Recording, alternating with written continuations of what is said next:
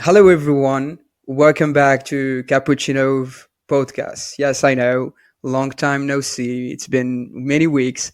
I've been a little bit busy with some innovation projects happening with my clients. And now we're back, and we've been also busy with my team to define the next guests, the next innovation leaders we are willing to invite to share their vision, their experience, and we have a long list from Servier, from SpaceX, from L'Oreal. So just stay tuned, and to not miss podcasts like those, make sure to subscribe to our channel, YouTube channel Cappuccino Podcast, and of course our LinkedIn page Cappuccino. So in today's episode, we welcome Mathieu Lees. How are you, Mathieu?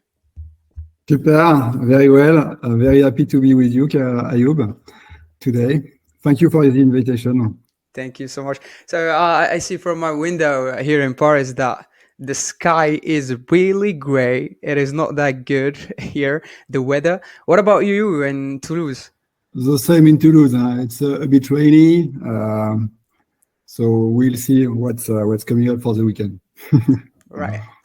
So for the audience, just to precise, I know Mathieu Lees many years ago. He been one of my first ever guests in the first ever roundtable that I animated back to March 2021, sorry, where I've invited 13 innovation leaders, directors, and CTOs to discuss one single topic, which is AI, the impact of AI for innovation management. And I've presented a solution that AI powered platform for that. Maybe I will make sure to present in another dedicated video the solution. So Mathieu, I know that you have an exciting journey in innovation and in aerospace, space, and defense. Before talking about your role as a head of innovation management within AIRBUS Defense in Space, let us know about your journey, your academic journey, your professional journey before getting into this role, and all the highlights that mark today your role as a head of innovation management. Go ahead. Okay, so my academic journey first. So basically, I'm a telecom and aerospace engineer. I graduated from Mines Telecom Institute in 2002, then from ISAE Super-Héros in Toulouse in 2004. This year, I'm performing EMBA, digital MBA with École Polytechnique around the management of technical innovation. And I also had the opportunity during my courses to pass the airline transport pilot license certificates in 2013. And then later to be selected twice in the top 5% of astronaut candidates by European Space Agency, so both in 2009 and 2022 last year. So this is my academic journey. And now perhaps talking about the more professional courses. So in fact, my career started at the French Ministry of Defense, DGA, in Paris as a UAV system architect. So I was working in particular on the Eurodrone program as an Airbus customer at that time. And then I joined Airbus in 2006, Airbus commercial aircraft first in integration and flight test team, then as a program manager for test activities, and then becoming a flight test specialist, so performing tests in flight on real aircraft within Airbus. And finally, I joined Airbus Defence and Space in 2015, working on satellite design, then as the chief of staff for the COO, the chief operating officer, and then now finally as head of innovation management for Airbus Defence and Space. That's great. What a journey! And can you tell us about a story that remarks this journey that you keep in head, and you always mention when you have a coffee with your colleague, and Yeah, sure. yes. Let's start with perhaps okay, yeah, with during childhood. When I was 17, I had the great opportunity to assist a rocket launch in the US in Cape Kennedy, Cape Canaveral, to assist the launch of Discovery space shuttle. So it's just from that time I got the virus for space, and really the firm intention to work in this domain later afterwards. Also, what I perhaps can mention, so my time at the flight test division of Airbus was really absolutely great. I had the opportunity to fly on nearly all Airbus aircraft types, A320, 30, A340, A350, also A380, the big one, and the F400M. So during typically 500 hours of flight test campaign worldwide. So I had the chance and the honor to co-lead the A350 route proving exercise around the world for the certification of this aircraft, to participate in humanitarian flights with the A340, also in Kenya, Philippines, and to perform also some demo flight with the F400M, including sometimes in zero-G conditions. So it was really a fantastic experience. And later, so in 2022, but also in 2009, I mentioned this pre-selection program for European Space Agency as astronaut candidate. It was also, I would say, a fantastic experience for me. So even if it's not materials at the end. So one day we can see you as an astronaut, maybe. Oh, I hope so. I'm perhaps too old now. I'm 43, but we never know. Don't forget to write my name and take a selfie from the satellite. That's great. So let's talk now about your role. Your role as a head of innovation management. We all know what is innovation management, but we don't know how this role is within a company, a big company such Airbus, and more specifically in Defense and Space Division, which is one of the biggest three division of the Airbus. Could you tell us about your role, your daily activities, and all the challenges you're facing during this with your mission as a head of innovation management? Absolutely. So in fact, my role, so I have the chance to lead a team of super talented people who are based in Europe, in France, Germany, Spain, and UK. And so what do we do? In fact, we do two kind of activities. First, we develop internal innovation projects. So as a team and with the vast community of entrepreneurs inside Airbus and inside Airbus Defence and Space in particular, I love to say that we work in startup mode, developing internal projects for the company and using all new technologies that we can, so such as artificial intelligence, robotics, 3D printing, for example, augmented reality, virtual reality, cyber security, quantum technology sometimes. Yes. So we work really as a team and we develop internal startups inside Airbus, I would say, leading to transitioning this project into the business in the short term. And then on the second hand, we also develop open innovation, new cooperations with external partners outside Airbus. So it can be startups, SMEs, big companies also sometimes, and also with institutions like Ministries of Defense, space agencies worldwide. This is what we do. Yes, what a huge ecosystem of internal actors, innovation actors, and external ones. You mentioned startups and SMEs. So I suppose your portfolio is really diversified, and I suppose maybe your main challenges is to prioritize and select innovations to keep in the pipeline, or to move, or to put in standby. So speaking of that, we're directly speaking of the management of the the innovation portfolio, which is one of my expertise nowadays. I supported many companies such as Air France KLM and airlines, and Forevia, the X4 Asia and the automotive sector. And what I remarked, and that is that the criteria are quite different from a sector to another.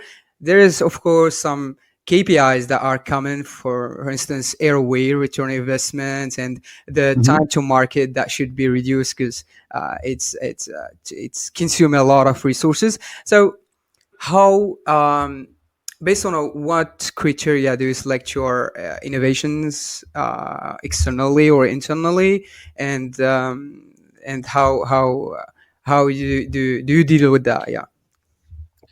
Yeah, so very good question, Ayub. In fact, so we use typically, so we have plenty of projects indeed proposed every year, both internally and externally. So indeed, we have to select. And for that, in fact, it's like for a startup pitch session, we use different criteria, typically the value creation for the customers, really important. The innovative aspect of the proposals. So typically, is it really a differentiator versus the competition? Yeah. The business model should be really sound and clear and scalable also over time. And last but not least, it's also about the technical feasibility. Project has to be feasible in a short time frame. And it's also about the team strength with a good complementarity of skills. So this would be the four criteria that I would list.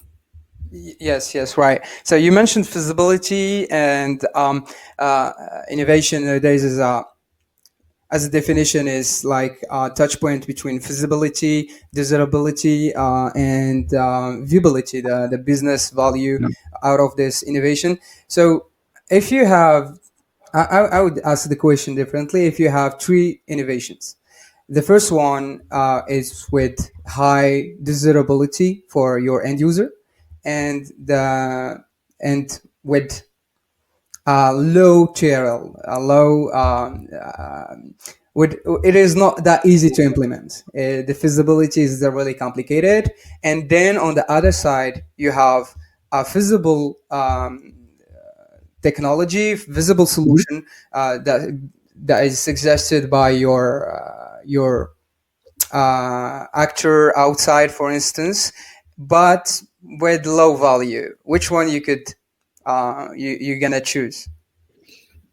So it's a good question because in fact it's we have to get a good balance between incremental innovations, which can be good with a low value but a value still for our customers, and the totally radical innovations, which are, as you said, are more risky but also more impactful when they work. So in fact, we indeed in our innovation portfolio, we try to keep a good balance between these different kind of innovations, both delivering in the short term incremental innovations, but also thinking about taking some risk with a project which can be more risky, but also getting more values for our customers. So it's a way of balancing, in fact, the portfolio. Yes, right. And this is quite interesting, the balance between long-term, short-term, and also radical versus incremental and transformational, etc. Maybe another question about the types of innovation you're working on, and also the balance, because once we think about innovation, our mind goes directly to product or services, and sometimes we could have business model that could disrupt. Do you have in your portfolio business models that's disruptive, or just innovation, business model innovations, and how you can deal with that if it's in the portfolio, the same portfolio as the products and services, or it is something else? Absolutely. So as you mentioned, so we work on developing new products and services, but also addressing new business models, new business opportunities, and on top of that, also developing innovations in the ways we work, innovation for manufacturing, operations, these kind of things. So when it comes to new business models, so this is your question. Yes, I could give plenty of examples. Perhaps a concrete example of that. We have developed together with a startup outside AIRBUS a new offering around ground stations, satellite ground stations as a service. So this is really something that is a new business model. We also develop payload as a service, partnering with Loft Orbital, a US and French startup, to whom, by the way, we sell satellite platforms, OneWeb satellite platforms, in order to fly payloads as a service, which is a new business model for us. So definitely, we work on this topic here. Yeah, that's cool, and really interesting example. And speaking of examples, I would like to come back to the topic of open innovation. And I'm really excited about the ecosystem, innovation ecosystem. That's why Cappuccino, by the way. Could you give us examples of remarkable examples of innovation by the past that have been developed externally with actors? I think about Juice, but I don't know if the example that you would like to talk about. We saw together the live that for the launch of Juice, which was so exciting. I would like to know if this is one of the remarkable examples, if you have others to share with us. Yeah, so we can talk about open innovation. Indeed, this is really first. What do we mean by open innovation? This is really partnering with the external innovation ecosystem of AIRBUS, outside AIRBUS. So it can be startups, SMEs, big companies, institutions, but really it's partnering outside with partners outside. And so for that, as an introduction, we perform two kinds of activities. First, we stimulate early stage innovations through specific innovation challenges, for example, that we launch typically with our customers, space agencies, ministries of defense in particular. So more than 50 innovation challenges have been launched in the past, over the past 5 years. And also we partner with mature startups, SMEs, through win-win cooperations in order to accelerate our innovations, either selling capabilities to startups, can happen with Loft Orbital, for example, or integrating startup capabilities into our own offerings. So it works in both ways. So to give you successful examples of recent partnerships, for example, so we partner with Preligens in France in order to monitor all French defense sites worldwide using AIRBUS satellite imagery, for example, and artificial intelligence and added value services provided by Preligens. We develop multiple collaborations, for example, through Up42, an AIRBUS subsidiary developing also added value services based on satellite imagery, in particular from AIRBUS. We partner also for example, with Bioxygy in France. Okay. It's a startup developing biomimicry solutions. So typically we get inspiration from nature in order to develop innovation project for AIRBUS Defence and Space or AIRBUS at large. I mentioned the ground stations as a service partnerships with Infostellar in Japan. In order to develop this new business model as well. So here are a few examples. I could list many others, and we have dozens of partnerships signed every year with external partners. These are really concrete examples that I can think of. Yeah, that's great. And you mentioned also institutions. I suppose you're also working with smart brains within the youngest smart brains. How do you work with them? Are you organizing hackathons? How you deal with that? How you extract the best ideas and you support this process? Absolutely. So we are working with institutions like space agencies, with CNES in France, with European Space Agency, with DLR in Germany, etc., etc. So space agencies worldwide. We have been supporting innovation challenges for more than 6 years now, more than 50 challenges worldwide. in order to stimulate early stage innovation with students, entrepreneurs from all over the world.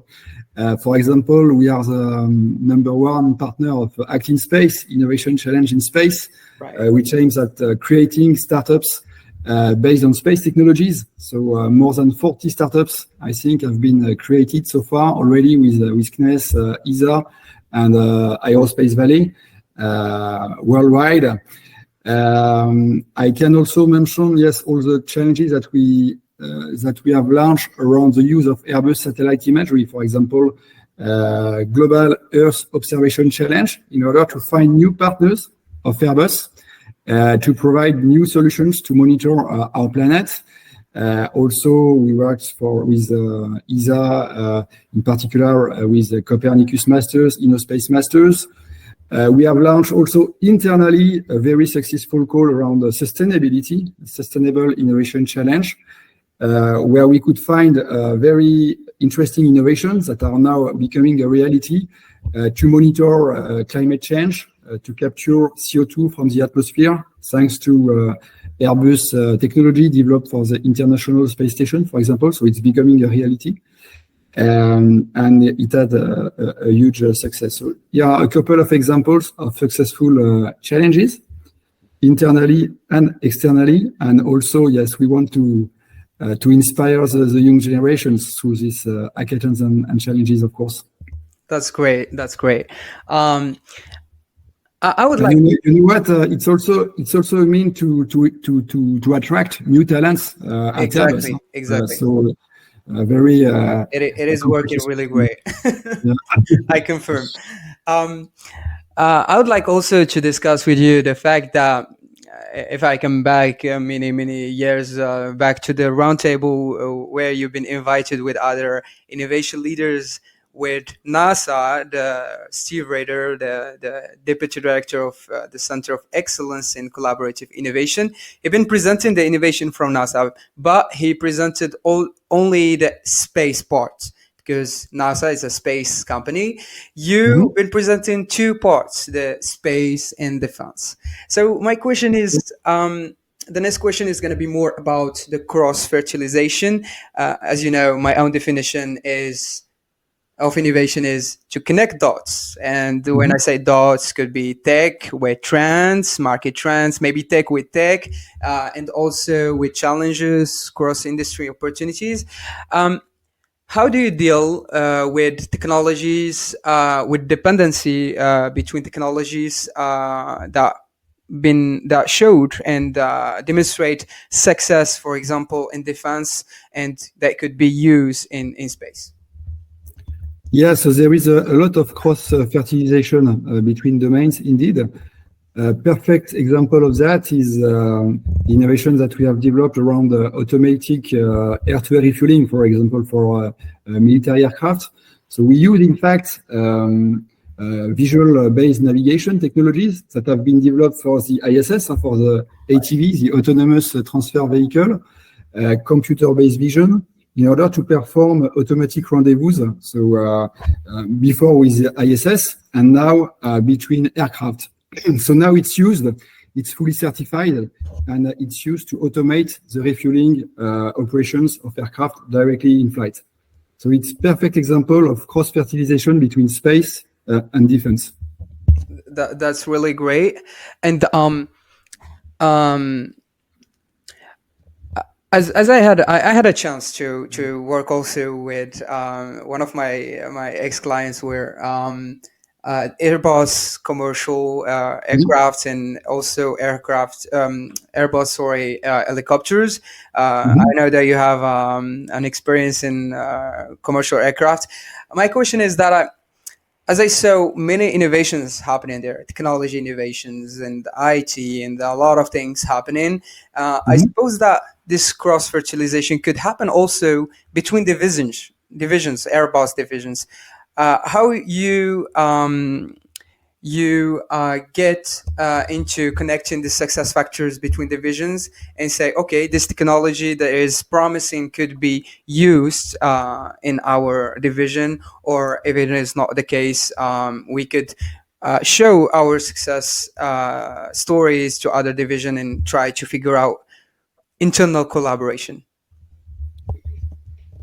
You know what? It's exactly what. So we develop technologies and innovations that are commonly applied to all Airbus divisions.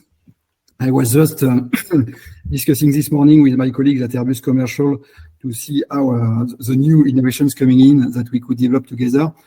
So, for example, there is a massive use of automation technologies in flight across the group. For example, to perform emergency descent automatically, to control drones also remotely, and to perform man-unmanned teaming exercise. Also to optimize the aerodynamics of the wings of aircraft, like birds. I was mentioning before biomimicry, it's exactly that. So this can be applied to Airbus commercial aircraft, to Airbus Defence and Space military aircraft, transversely. Also, we develop solutions to make sense out of the data coming from sensors at Airbus Commercial. And this is the so-called Skywise service proposed to various airlines worldwide. And we apply now the same to military aircraft customers. This is the so-called Smart Force service in order to collect a lot of data from our aircraft and to provide added value insights to our customers. So this can be applied, in fact, to all Airbus divisions. These are really two concrete examples of cross-divisional topics. That's cool and really interesting. And maybe if we keep talking about cross-fertilization, because this is my my best topic, connecting dots.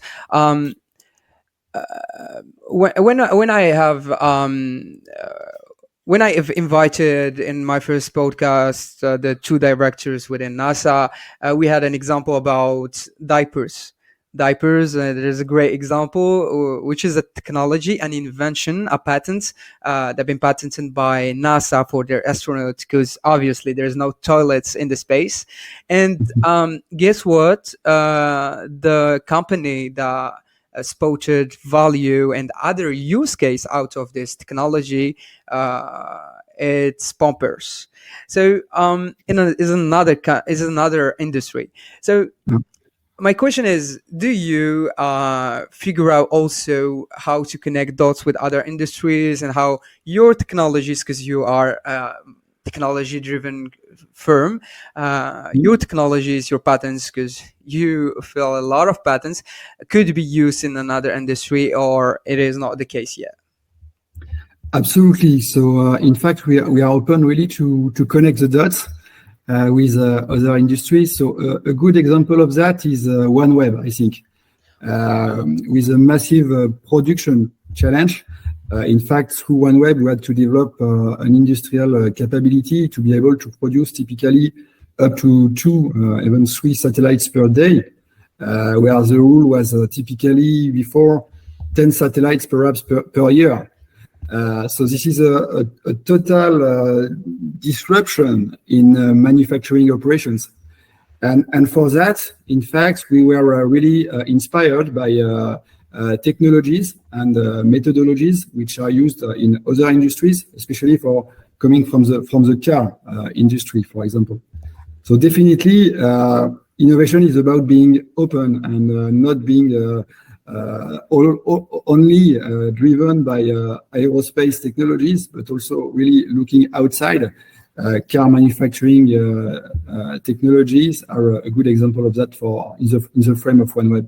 Yes, that's. And do you have approaches for that, or it is just spontaneous approaches like, oh, this technology maybe it could be used in another sector of, or maybe another sector that come in to see you to figure out if your technologies could be used in their industry? Yes, absolutely. So a good way to do that and to cross-fertilize with other industries is to participate to big innovation events. I'm thinking of CES, Las Vegas, Vivatech in France, and so many others. It's a way to connect with other industries and to check what could be relevant for us and vice versa, to check what are the space technologies that could be applied on ground on the Earth, using Airbus satellite data, for example, or also sometimes a satellite platform. I was just thinking of this technology that we use coming from the ISS now to capture CO2 from the atmosphere at a large scale for the agriculture industry, for example. This is an innovation, a good example of cross-fertilization. And also, yes, we develop payload as a service through our Bartolomeo module on the ISS, for example, for multiple kind of customers. So, yeah, to answer your question, it's really to connect with a maximum number of players outside Airbus and to see what we can cross-fertilize together. That's exciting. That's exciting, and I noticed the fact that those events could be useful for connecting dots with other industries, and this is also what we're doing through Cappuccino. Just Cappuccino is just a public podcast, but I started many months ago, and it is going great. Something called Executive Cappuccino Roundtable. It's a private group where we organized executive innovation dinners and small events to cross-fertilize. And I'm about to invite you, Mathieu, because we're just like in progress. And of course, as 70% of the subscribers in the innovation in the Cappuccino podcast page are executive innovation leaders, don't hesitate to contact me if you would like to get into this small group. And that's great because this is like aligned with my perfectly aligned with my own definition of innovation today. Your role as a head of innovation management is really exciting. I'm imagining myself in the same role one day. So, what is the biggest challenges for you in your day-to-day activities, Mathieu? So, several challenges. Of course, what we need to find the right innovations. We have also some resources which are limited, and so we need to find really valuable innovations. And for that, we need really to be focusing on the right things. So, focusing on innovations that bring really a lot of value for the customers. That bring differentiation also versus competition, and also that can be scaled over time in terms of business impact. So I would say these are the challenges to tackle in innovation every day. We have plenty of topics, defense and space. You know, we have a lot of program lines, and we have different program lines developing military aircraft, drones, space systems, services. It's a wide portfolio, so it's also a challenge for us. We have to be at the same time very open and find innovations for all these kind of programs, very with a lot of variety, and at the same time really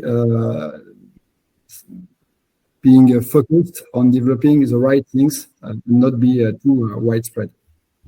That's really clear. And I suppose your role also involved the vision, defining the vision and the strategy with internal stakeholders. I promise you, I don't want to get into confidential things, but I'm going to return the question. Otherwise, I'm going to ask you, what is your own, Mathieu, your own, let's say, dream, if you have some magic baguette to get into space or to do something in the space in the next couple of years? Yeah, space is definitely a sector which make people dream, including myself. So I would like to go in space perhaps one day. Before that, my dream is really to develop new innovations to monitor our planet. We have a lot of success stories around that. I can give you some examples that are coming into my mind. In fact, we We have developed, for example, over the past, a lot of very innovative Earth observation satellites to monitor climate change, winds, ice coverage, deforestation, biomass, etc., also for defense purpose. And now we are able to get super resolution down to 15 centimeters details, for example, on the Earth using artificial intelligence. I'm also dreaming of developing new space exploration projects. AIRBUS is really very innovative in this area. We have been developing a world first with Rosetta, for example. First time that we landed a spacecraft on a comet. We are going to Mars, exploring Mars with ExoMars in the coming years. We are developing also a new space station called the Loop, AIRBUS Loop, that you could see perhaps in the news a couple of weeks ago, able to host 8 astronauts, typically on 8 diameter space station that will potentially be a replacer for the International Space Station. And when you say say will do, it is in the next couple of years, decades. When do you imagine this happening? No, it's not so long term. The ISS will be, in fact, decommissioned normally in 2031. So it's 8 years from now. So it's quite short term. Yeah. And we have to find a replacement solution for the ISS. And AIRBUS is proposing the Loop, a brand new innovative concept with 3 stages on board, including the capability to have, in fact, the gravity on board on one of the stages of this station. So it's really, it's a fantastic project, able to host 8 astronauts, 8 meter diameter station and 10 meter height. So you have space around inside it. And JUICE spacecraft just launched to Jupiter. So it's really a fantastic innovation and exploration project. We developed a lot of innovations also around telecommunication systems in the past. And this is something also very interesting. Very high throughput satellites in geostationary, now able to take selfies from space, by the way. Yeah. I mentioned the OneWeb constellation, now fully operational, more than 600 satellites in space. And we also are acting as a leader in electric green propulsion and optical laser communications in space. We are developing disruptive capabilities in space also to be able to build very large structures in space. It's in space manufacturing and assembly. So, there are plenty of things happening. We are preparing the future. And for me, it's a permanent source of new dreams. Yeah, absolutely. And I think I feel it by you creating a huge momentum for the audience that will listen to your podcast. But I want to know, what is the biggest event happening within your division, AIRBUS Defense in Space? The events, innovation events. You mentioned Act Space, right? And what is the dates happening in the next couple of months? So people, if would like to work on some ideas and send them, submit them to you, how it's work? Okay, so we have plenty of events. Acting Space ended early this year with CNES, ESA, and with thousands of participants worldwide. We have awarded 2 AIRBUS prizes to the best project for AIRBUS. Recently, so just yesterday, we were at the Space Forum in Toulouse, in City of Space, with the entire innovation ecosystem, especially in France. A super nice event to connect also all together. What's coming next? So plenty of events again. We'll participate to Vivatech this year. We'll be also participating in Def in Space Innovation Challenge at the end of this year with the French Space Command to define the future of space around defense topics. Etc. So we are present on many kind of different events. worldwide, and always happy to connect. Don't hesitate to reach out to my team if you need more details. That's great. That's great. Um, so I do this every single time I invite an innovation leader. I dedicate the last part of the podcast for advices for the next generation. Sorry, willing to innovate. But before that, we keep this for the second part. Um, where is your best advices that you could have and you could give for the innovation leaders based on your experiences as a head of innovation management? So my advice for the innovation teams is first to for the entrepreneurs. First, it's to form a good team with I would say a good variety of skills, complementary skills, and diversity. First, then it's really, I think the number one quality in innovation is being curious. Looking outside, being permanently creative and looking to new opportunities, and also don't hesitate to pivot, to adapt. Adaptation, I think, is key when you develop innovations.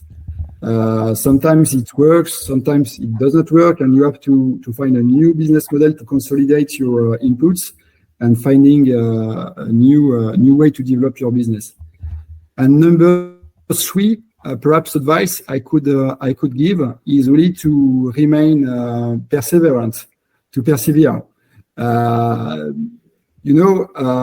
Don't give up if you believe really in your ideas and in your dreams. It's for me, perseverance is definitely a key skill and a key mindset when you work in innovation. That's awesome. And what about next generations, the youngest one, willing to innovate? How they should start their journey? I think a very good start is to participate to hackathons, innovation challenges. There are plenty of these kind of challenges now worldwide on many topics, and it's a very good way to experiment, to test your leadership, your innovation mindset. It's also a way to win some prizes also sometimes. So I think it's a very good exercise, a very good school when you want to work in innovation one day.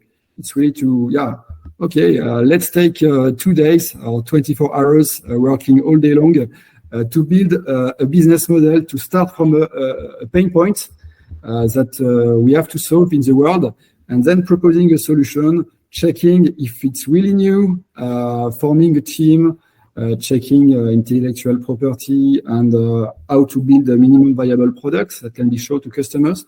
It's really to experiment how to build a successful startup, and it can begin very, very young. That's why we want really to inspire the new generation through this kind of challenges. In the past, we have launched plenty of this kind of initiatives. Fly Your Ideas, also with more than 800 universities and schools worldwide. We have every year the Space Week, just for info. So we inspire even some kids. I could perform a presentation in the schools of my kids this year, talking with 5 years old children to try to explain what space is about and what they can expect in the future for space. So it starts sometimes very young, yes. With very young people, and putting some seeds into the minds of. This is great. This is great because now that you mentioned that it started really young, those memories that we keep with time. I'm really someone that loves space and astronauts and everything related to that. And when I think about how I started this, it was like when I was like 5, 6 years old, and I saw through the window the moon, and I asked my mom, can you give me that? And she was like, it is so far. And I was like, no, just bring it. And I start like crying and rolling on the floor. And this is, I think, the thing that I keep in mind. And for those who you mentioned, the little kids that had the chance to meet you, I think they will keep those memories about the definition of space and what is about being in space. And this is really, really exciting. For me, it all started like you. My father, in fact, bought a telescope for me when I was 17. The same year, I could attend the space launch, by the way. With this telescope, I remember I could watch the stars, Jupiter, Saturn, and also a comet at that time in 1997. And it was the start of my journey. Also, it started with that as well. That's cool. And I suppose when you wake up every morning, you're just passionate about your work. Absolutely. Yeah. It's not a problem to go to work. That's awesome. So, I think we're at the end of the podcast, and I don't know if you have something to add that maybe you want to add. No, just saying thank you, Ayub, because you are doing a fantastic job. I had the chance to meet you in innovation, and in fact, I think your initiative is great. I was really happy to contribute today. And let's keep in touch. Plenty of things coming up in space around defense topics, and so happy to keep contact. Thank you very much.